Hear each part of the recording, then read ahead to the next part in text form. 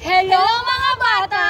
Nagbabalik ulit ang programang hindi lang pinagkukunan ng saya, nagbibigay karunungan pa.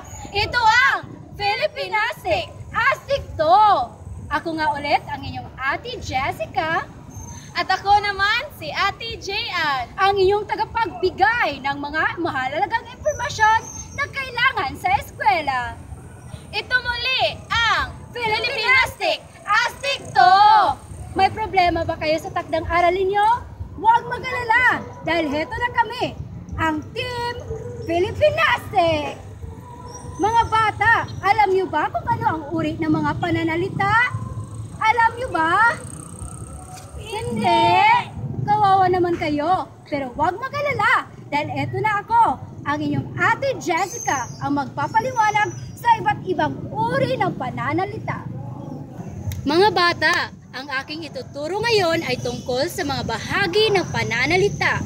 Isa na dito ay ang pangalan. Alam niyo ba kung ano ang pangalan? Kung hindi niyo pa alam, ating tutuklasin. Ang pangalan ay pangalan ng tao, hayop, bagay, pook o mga pangyayari. Mga bata, alam niyo na kung ano ang kahulugan ng pangalan. Ngayon, punta naman tayo sa dalawang uri ng pangalan ayon sa katangian. Ang una ay pantangi. Ano nga ba ang pantangi? Ang pantangi ay tiyak na pangalan ng tao, hayop, pook at pangyayari. Nagsisimula ang unang titik nito sa malaking titik. At ang mga halimbawa ng pantanging pangalan ay pangalan ng lugar at dapat niyong maintindihan na tiyak talaga ang mga pangalan na ginagamit kapag ito'y pantangi. Halimbawa nito ay pangalan ng lugar, halimbawa, Naga City at Enero. Punta na tayo sa pangalawang uri ng pangalan ayon sa katangian. Ito ay pambalana. Ang pambalana ay karaniwang ngalan ng tao, hayop, pook at pangyayari. Nagsisimula ang unang titik nito sa maliit na titik. At ang mga halimbawa ay pagdiriwang, buwan. Sa napapansin nyo, hindi tiyak at hindi mo alam kung ano talaga ang tinutukoy nito. Pagdiriwang, kapag sinasabi nating pagdiriwang, di ba maraming pagdiriwang sa isang taon? At kapag buwan, di ba may 12 buwan sa isang taon? At kapag sinasabing pambalana, hindi talaga tiyak, yan lang ang dapat yung tandaan. Mga bata, ang pangalan ay para ding tao. Ang pangalan ay may tungkulin. Punta na tayo ngayon sa uri ng pangalan ayon sa tungkulin. Ang unang uri ng pangalan ayon sa tungkulin ay ang tahas o konkreto. Ano nga ba ang tahas o konkreto? Ito ay ang mga pangkaraniwang pangalang nakikita at nahahawakan. Halimbawa nito, perlas at ginto. Diba?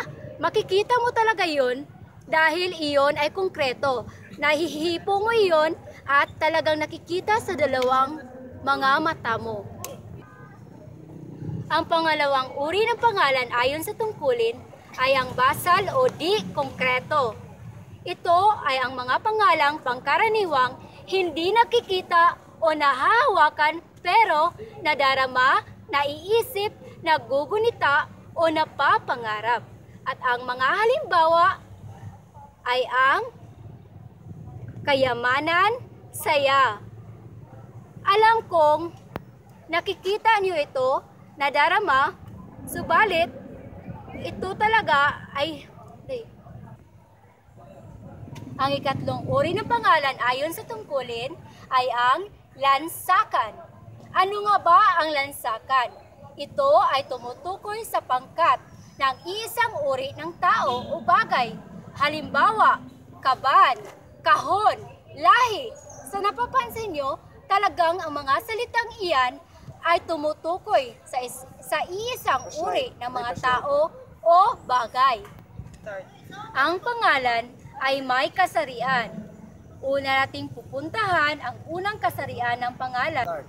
Ang pangalang pambabae ay pangalang para sa babae. Halimbawa nito ay Rena at prinsesa. Ang pangalawang uri ng kasarian ng pangalan ay ang panlalaki. Ang panlalaking uri ng pangalan, kasarian ng pangalan, ay pangalang para sa lalaki. At ang mga halimbawa nito ay pare, prinsipe, tandang, buriko, at iba't iba pa. Ang tatlong kasarian ng pangalan ay ang di-tiyak. Ang di-tiyak na kasarian ng pangalan ay pangalang hindi matukoy kung sa babae o sa lalaki. At ang mga halimbawa nito, maharlika at magulang. Ang ikaapat na kasarian ng pangalan ay walang kasarian. Ito ay tumutukoy sa mga bagay na walang kasarian. At ang mga halimbawa ay trono, singsing, pagkain, palay, damo.